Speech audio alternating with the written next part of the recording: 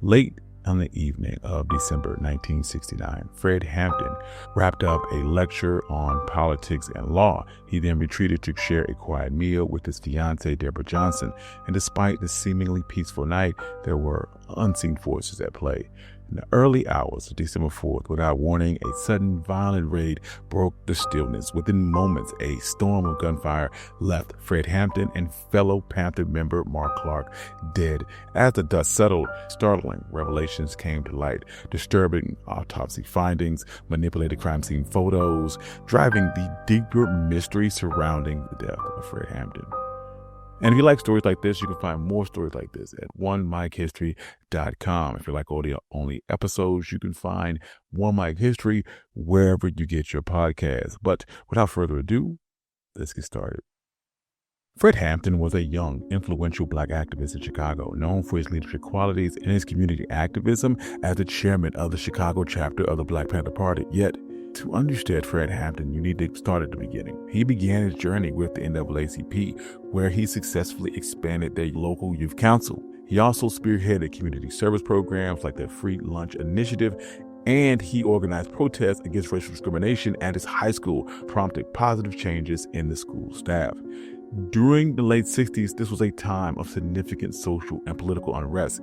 His strong opposition to the war in Vietnam only drew him closer to his activism. By November of 1968, he had become the founding member of the Chicago chapter of the Black Panther Party for self-defense. But prior to him joining the Black Panther Party, his activities had already attracted the attention of the FBI, then led by J. Edgar Hoover. The FBI had labeled him as a key leader in its agitator index, marking him for considerable surveillance. To this end, his phone was tapped for 9 months as the FBI closely monitored his growing influence and activism. See, the FBI's counterintelligence program was specifically focused on undermining groups that it deemed subversive, with the Black Panther Party being one of its main targets. The program aimed to obstruct and neutralize these organizations and prevent the rise of a Black Messiah. Hampton's impact extended far beyond the Black Panther Party. In a remarkable effort to bridge divides, he worked tirelessly to unite various gangs in Chicago, leading to the formation of a Rainbow Coalition. This movement was based in economic solidarity, amplifying his influence and making him a considerable concern for law enforcement and the FBI. The possibility of a unified black movement posed a significant threat to J. Edgar Hoover and his vision, as he believed that groups like the Black Panther Party, the Young Patriots, the Young Lords, could unite a revolution that could transform the United States. This fear was the driving force behind the establishment of their counterintelligence program, with the intent to disrupt and dismantle organizations just like these. So in the fall of 1968, the Chicago FBI office initiated its counterintelligence program specifically to target the Chicago Black Panther Party. A special racial matters squad within the FBI was organized to focus on these efforts, with Roy Mitchell as a notable agent involved in specialized actions against the Panthers. Mitchell will recruit informant William O'Neill, who was serving time at Cook County Jail, and recruited him to infiltrate the Black Panthers.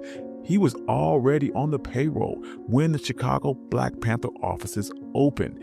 O'Neill would then join the organization and quickly rise through the ranks, becoming the chief officer of security.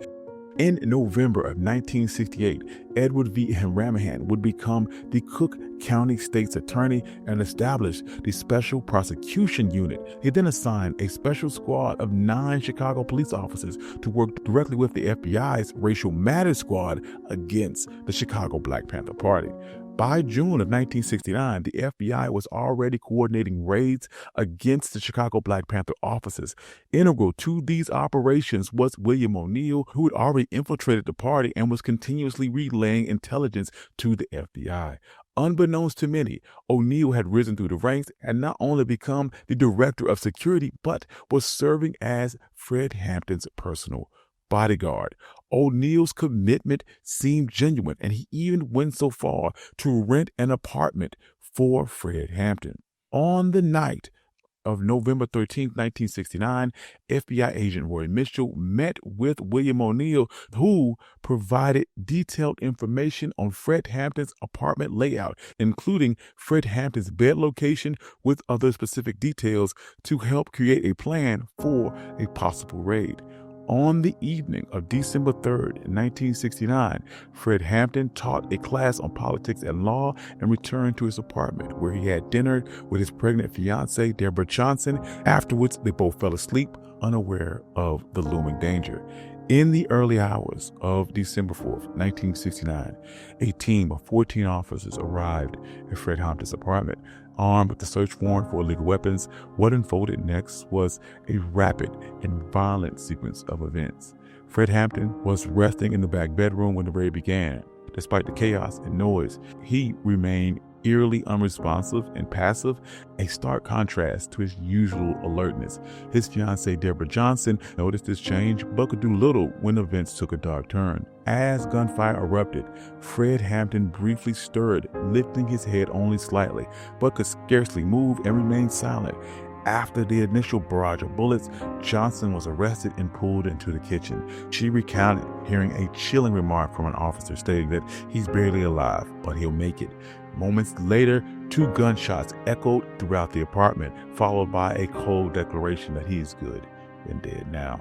The surviving Panthers described the raid in similarly haunting detail, emphasizing that Hampton was still alive after the first shots, and subsequent gunfire seemed to confirm a more sinister intent, suggesting an execution rather than a legitimate police action. In the raid's aftermath, Fred Hampton and Mark Clark, a visiting Panther leader from Astoria, Illinois, were left dead, and the police arrested the remaining Panthers on charges of attempted murder and aggravated battery. However, public outrage and skepticism grew, particularly after Cook County State's Attorney Edward V. Hanrahan claimed that the Panthers initiated the gunfire. This assertion was starkly contradicted by both physical and survivor testimony.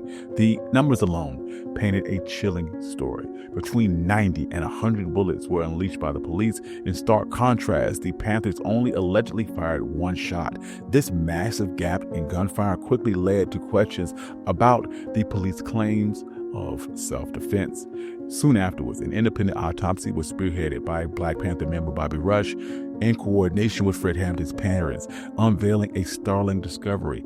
Hampton had a significant dose of Sedanol, a powerful sleep-inducing drug, in his system. This revelation explained his uncharacteristic passivity during the raid and suggested that he was drugged, setting the stage for a calculated murder.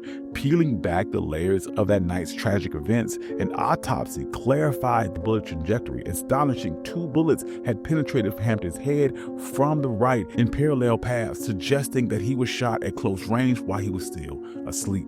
Outrage fueled Chicago's Black community, and on December 9th, 5,000 mourners gathered to honor Hampton. Reverend Ralph Abernathy delivered a poignant eulogy, cautioning that if the Black Panthers were silenced, other social organizations would be next. Bobby Rush urged those present to transform their grief into action and perseverance in the struggle for justice. In a controversial move, Edward V. Hanrahan would share exclusive photos from Fred Hampton's apartment with the Chicago Tribune, attempting to substantiate claiming that the Panthers were the ones that initiated the gun battle. However, investigative work by the New York Times exposed that these photos were misleading, and what was represented as bullet holes were in fact nail holes, a revelation that just deepened the outrage. The escalating demand for truth forced the Justice Department's hand, leading to the appointment of a federal grand jury to investigate the deaths of Fred Hampton and Mark Clark. The community's efforts and civil rights organizations like the NAACP and the Chicago ACLU rallied together, and they denounced the raid as part of a wider government effort to dismantle the Black Panther Party, branding the deaths as political assassinations. December 19th, despite widespread upheaval, an internal police review cleared Edward V. Hanrahan's unit of any wrongdoing, but the persistence of unanswered questions only fueled scrutiny. By January 3rd, 1970, a federal grand jury mandated that Fred Hampton's body be exhumed for a second autopsy. This investigation corroborated the Panther's account that Fred Hampton was asleep when the shooting began, and the bullet trajectories painted a harrowing picture of him being shot by someone who had entered his room. The public's plea for justice was reverberating loudly, and by May 8th of 1970, Edward B. Hanrahan withdrew all charges against the 7 surviving Black Panther members present on that night, conceding that there was absence of evidence against him. Shortly thereafter, a federal grand jury released a comprehensive report disclosing that the Special Prosecution Unit officers discharged at least 82 shots, while only one of them could be traced back to the Black Panthers. Over the next decade, legal clashes reached all the way up to the Supreme Court. And in 1982, a settlement was reached for $1.8 million to be allotted to the families of the estates of Fred Hampton, Mark Clark, and the surviving Panther members, with the financial burden being shared between federal, county, and city authorities. Fred Hampton's influence as a revolutionary and a leader who established community programs and allegiances made him a target. But the backlash of his death contributed to the political downfall of Edward V. Hanrahan, who had once been a potential candidate for Chicago mayor. And in 1972, he was voted out of office, and it effectively ended his political career. That same year, Huey Newton closed all Black Panther offices outside of Oakland, and the Black Panther Party would officially disband in 1982. In remembrance of Fred Hampton's legacy, the Chicago City Council designated December 4th as Fred Hampton Day. Thank you. This has been One Mic Black History. I'm your host, Country Boy. This has been the death of Fred Hampton. If you like stories like this, you can find more stories like this at onemichistory.com. And if you like audio-only episodes, you can find One Mic wherever you get your podcasts. Also, I'd like to thank all my financial contributors. Without you, none of this can be possible. I love you all. Thank you. Peace.